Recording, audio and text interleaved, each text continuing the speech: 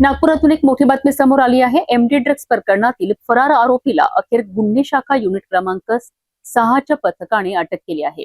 टेकानाका परिसरात सापळा रचून ही कारवाई करण्यात आली आहे। आरोपीने चौकशी दरम्यान गुन्ह्यातील सहभागीची कबुली दिल्याची माहिती पोलिसांना दिली आहे। 25 जून रोजी नागपूरच्या तहसील पोलीस ठाणे हद्दीतील ईदगाह परिसरात पोलिसांनी कारवाई करत मोहम्मद सुफियान नासिर या आरोपीकडनं 12.25 ग्रॅम एमडी पावडर जप्त केली होती। या एमडी पावडरची किंमत तब्बल 1,23,400 रुपये इतकी असल्याचे सांगितले आहे। या प्रकरणी एनडीपीएस कायद्यानुसार गुन्हा दाखल करण्यात आला होता। तपासादरम्यान या गुन्ह्यात आणखी एका आरोपीचा सहभाग समोर आलाय। त्यानंतर गुन्हे शाखा युनिट क्रमांक 6च्या पथकाने त्याचा शोध सुरू केलाय।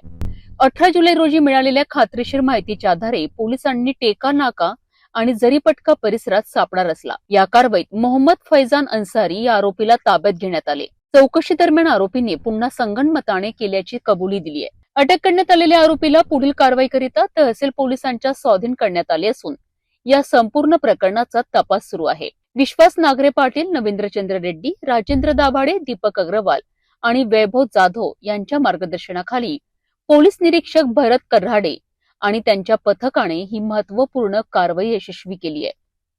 नागपुरात अंमली पदार्थांच्या अवैध व्यापाराविरोधात पोलिसांनी पुन्हा एकदा मोठी कारवाई करत फरार आरोपीला बेड्या ठोकल्या आहेत।